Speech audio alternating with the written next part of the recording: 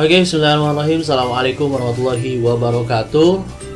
Selamat pagi ataupun siang bagi kelas 11 yang sedang menonton video ini. Ini adalah materi awal dari semester ketiga atau semester 1 di kelas 11 ini. Namun seperti yang sudah saya sampaikan, bahwasanya di semester ini ada sebuah perbedaan. Biasanya kita semester awal kelas 11 itu mempelajari mengenai seni musik, tetapi untuk di masa pandemi ini kita geser dulu seni musik ke Januari, dan sekarang kita masuk dulu terhadap sebuah pembelajaran mengenai fotografi dan juga dasar-dasar sinematografi. Ya, mungkin bagi kelas-kelas yang sudah mengenal saya ataupun kelas-kelas yang ketika kelas 10 diajar oleh saya sudah kenal dengan saya. Bagi rekan-rekan yang belum ataupun yang kelas 10-nya kelas 10 IPA 1, 2, 3, 4, 5, 6 karena diajar oleh guru saya juga, yakni Ibu Suhartini atau Ibu Neno. Ya, sekali lagi saya mengenalkan bahwa nama saya Muhammad Hilman Sulaiman. Kalian bisa panggil saya dengan panggilan Pak Hilman atau Pak Mo, atau boleh panggil kakak juga. Oke, pada kesempatan kali ini saya akan meneruskan dari apa yang sudah saya sebar di sebuah foto, ya, mengenai pengertian dan juga sejarah tentang fotografi. Saya langsung saja masuk bahwa fotografi itu ya seperti ini. Oke, bahwa fotografi itu berasal dari kata ataupun definisinya itu berasal dari kata Yunani. Oke, sorry kalau misalkan ada suara motor, karena ya ini karena di rumah ya suara motor semakin mengencang. Ya, maaf. Oke, kita fokus saja. Berasal dari kata Yunani, definisi fotografi yang artinya posisi cahaya, dan grafo itu grafo atau grafos ya. Grafo atau grafos yang artinya melukis ataupun menulis. Oke, dan diartikan bahwa fotografi itu adalah sebuah proses melukis ataupun menulis dengan menggunakan media cahaya. Di sini yang harus kita garis bawahi adalah penggunaan sebuah media cahaya. Apa sih yang dan kenapa saya harus membawa garis bawahi media cahaya? Karena sebuah fotografi ataupun foto tidak akan ada gambarnya atau tidak akan berwujud gambar nantinya ketika memang tidak ada cahaya. Oke, sekali lagi, sebuah foto tidak akan ada wujud ataupun hasilnya ketika memang tidak ada sebuah cahaya. Oke, sekarang kalian di handphone kalian saja. Di handphone kalian, ketika kalian mempunyai kamera baik depan maupun belakang, lalu kalian tutup dengan tangan kalian atau telapak tangan kalian, pasti yang akan kalian hasilkan adalah hitam. Ya, tidak ada gambar yang kalian tuju, baik itu di kamera belakang ataupun kamera depan. Oke, seperti itu. Jadi sekali lagi, kita garis bawahi adalah media cahaya. Oke, dan kenapa ini dikatakan sebuah proses melukis ataupun menulis?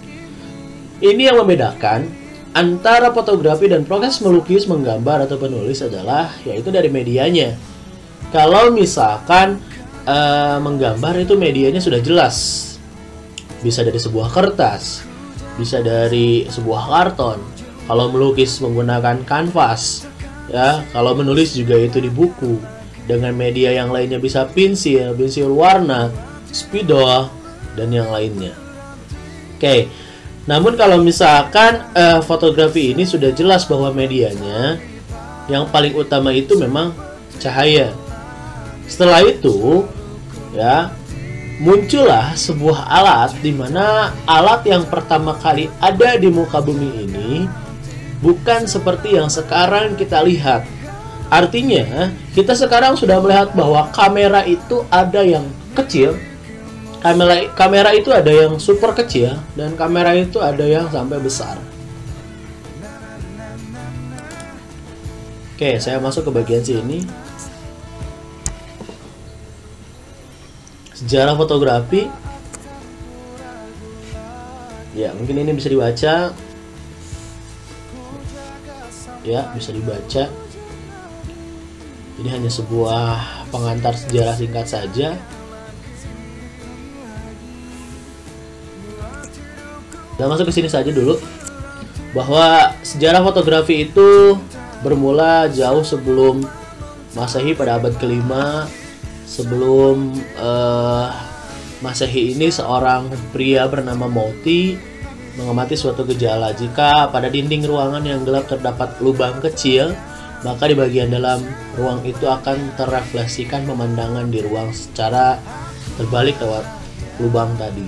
Moti adalah orang pertama kali yang membuat sebuah fenomena bernama kamera obscura. Oke, namun harus kita sadari sebenarnya, ya saya pernah bilang mungkin juga ya di kelas 10 bahwa yang namanya sejarah itu peradaban bukan hanya peradaban seperti keilmuan matematik, fisika dan yang lainnya, tetapi peradaban seperti halnya kamera, bahkan seni-seni musik, bahkan seni-seni yang lainnya. Itu bisa dikatakan juga berasal dari peradaban Islam. Oke, di sini ada seorang ilmuwan Arab yang bernama Ibnu Al-Haytham atau disebut oleh biasanya disebut Al-Hazen. Oke, beliau membuat sebuah pengembangan alat yang sekarang disebut dengan kamera. Oke, jadi kamera obscura itu bukan hanya ciptaan dari orang-orang Itali, ciptaan dari orang-orang Yunani dan yang lainnya, tapi ada andil dari seorang Ibnu Al-Haytham ya, ataupun Al-Hazen gitu. Oke, ini nanti mungkin bisa dibaca. Kita ke sini saja. Ini ada sebuah gambar ilustrasi kamera pertama yang ada di muka bumi, yaitu kamera obscura, yang mana bisa kita lihat bahwa di sini ada titik B, ya, di sini ada M. Oke. Nah, yang paling utama adalah yang namanya titik B ini adalah sebuah lubang di mana cahaya itu akan masuk dan ditangkap langsung ke dalam sebuah kamera. Kalau sekarang ini dinamakan dengan lensa. Mungkin teman-teman tahu bahwa lensa itu sebagai media utama kalau misalkan sekarang itu. Tapi dulunya lensa itu berbentuk ini, seperti ini, dan besar lingkarannya itu hanya seperti lubang titikan jarum. Ya, jarum ditusuk ke dalam sebuah benda itu akan menjadi proses masuknya sebuah cahaya ke dalam kamera tersebut. Dan di sini tidak ada yang namanya memori, tidak ada yang namanya penyimpanan yang lainnya. Tapi media M ini adalah langsung media kertas untuk si cahaya itu masuk ke dalam kertas tersebut. Artinya apa yang ada di depan sini nantinya akan langsung terekam dengan ataupun ke kertas yang ada di sini. Lalu bagaimana caranya? Kita mengenal istilah yang namanya hitam dan putih. Cahaya yang masuk dari sini pastinya adalah berwarna putih. Ya, nantinya ada penggelapan ruangan di mana si kamera ini setelah selesai yang namanya pemotretan, ya, jadi selesai selama 15 detik, ya, itu langsung si kamera ini keseluruhannya ditutup. Oke, nah ini ditutup. Setelah itu kamera ini ataupun kamera obscura ini langsung dibawa ke ruangan yang tidak ada cahayanya sama sekali selama 40 hari. Dengan kata lain, bahwa satu buah gambar zaman dahulu itu dapat dihasilkan dalam kurun waktu 40 hari. Tidak seperti sekarang. Kalau sekarang kalian mau lihat dulu kamera lihat dulu gambarnya. Setelah kalian potret, kalian langsung bisa. Ya, bisa apa? Iya, kalian langsung bisa melihat hasilnya. Bahkan kalian bisa edit, bahkan kalian bisa manipulasi gambar tersebut. Kalau dulu untuk menghasilkan sebuah gambar itu kita memerlukan waktu 40 hari untuk melihatnya. Itu pun belum tentu. Oke, belum tentu hasilnya bagus, belum tentu hasilnya seperti yang kita inginkan. Kadangkala semuanya berwarna hitam, kadangkala semuanya berwarna putih. Bahkan kalau dulu itu tahun 2000-an masih ada istilah kebakar. Kebakar itu apa? Kebakar itu adalah sebuah gambar yang hasilnya akan menjadi kertasnya bisa putih semua, bisa putih kemerah-merahan. Itu yang namanya kebakar. Oh iya, saya lupa bahwa kamera obscura ini besarnya hampir seperti meja yang biasanya kalian gunakan di dalam kelas tuh. Gede banget kan? Jadi kamera itu dulu itu ya sebesar itu. Terbuatnya juga dari kayu. Lalu ya sekarang diubah menjadi sebuah kamera yang kecil ya. Bahkan di handphone kalian ya kalian tahu sendiri bahwa kameranya itu berbentuk kecil. Ini gambar 3 dimensi kamera obscuranya. Ini adalah sebuah foto pertama yang hasil dicetak meskipun masih dalam keadaan kabur, dibuat oleh Joseph Nespornir. Jadi ini adalah sebuah gambar pertama kali yang ada di muka bumi yang hasil dipotret dengan sebuah kamera. Oke, dinamakannya dengan View from the Window at Legars. Oke, seperti ini gambarnya. Namun gambar ini bukan gambar yang pertama kali diakui oleh orang-orang di muka bumi. Oke, sementara ini adalah foto pertama yang diakui secara umum. Kalau ini dengan menggunakan kamera sejenis kamera obscura, tapi kalau misalkan ini kameranya sudah berbeda, yaitu ada yang namanya kamera Daguerre. Mungkin teman-teman bisa cari nanti di Google bahwa ada kamera yang dinamakan dengan kamera Daguerre atau Daguerre. Kenapa disebut kamera Daguerre? Karena yang membuatnya ataupun yang memprakarsainya adalah seorang Louis Daguerre. Oke.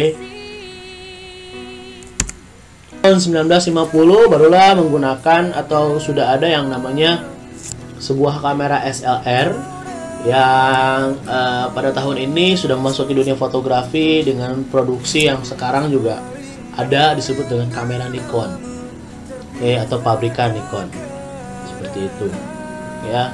Jadi yang harus kita ketahui bahwa kamera ini ternyata dulunya tidak sekecil yang kita pikirkan atau yang kita pakai sekarang.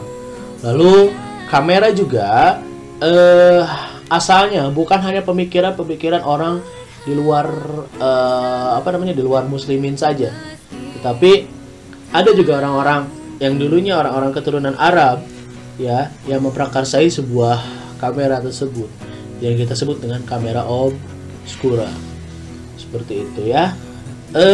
Ini hanya sebuah pengantar saja, pengantar sejarah. Selebihnya nanti ada materi-materi yang harus kita pelajari mengenai jenis-jenis fotografi, teknik-teknik fotografi, sampai akhirnya nanti kalian semua akan dihadapkan dengan sebuah tugas, di mana tugas tersebut tugas jenis-jenis, tugas teknik yang memang harus menggunakan kamera, harusnya menggunakan kamera DSLR atau kamera mirrorless ya. Tapi handphone pun sekarang sudah canggih, dan mungkin handphone kalian juga sudah canggih, tinggal kalian atur dengan yang namanya nanti segitiga exposure ya, karena segitiga exposure itu adalah sebuah hal paling utama di dalam fotografi. Sekarang sudah ada di handphone kalian, kalian tinggal bahasa ininya ngulik ya, kalian tinggal ngulik, kalian bisa mendapatkan gambar-gambar dengan teknik ataupun foto-foto dengan teknik yang kalian inginkan, seperti itu ya. Oke, saya cukupkan dulu sekian ya. Mohon maaf apabila ada penjelasan yang kurang jelas. Mungkin bisa diskusi, bisa di kolom komentar ataupun bisa via WhatsApp. Oke, terima kasih untuk seluruh kelas dari kelas 11 IPA 1, 11 IPA 2, 3, 4, 5, 6, 7, IPS 1, 2, 3, dan kelas 11 agama yang sudah menyimak. Mudah-mudahan teman-teman jadi semakin tergugah gitu. Semakin tergugah apa yang tadinya cuman seneng foto-foto, tapi sekarang sudah tahu sedikit sejarahnya mengenai fotografi, dan akhirnya teman-teman bisa lebih memahami bahwa fotografi itu seperti apa. Karena fotografi itu sekali lagi samanya saja dengan menggambar ataupun melukis ataupun menulis. Oke, sekali lagi yang membedakan adalah media cahaya. Oke, terima kasih untuk hari ini. Sampai bertemu di pertemuan yang akan datang, dan tentunya jaga selalu stabilitas imun kita supaya kita tidak terkena penyakit apa-apa. Oke, terima kasih. Assalamualaikum warahmatullahi wabarakatuh.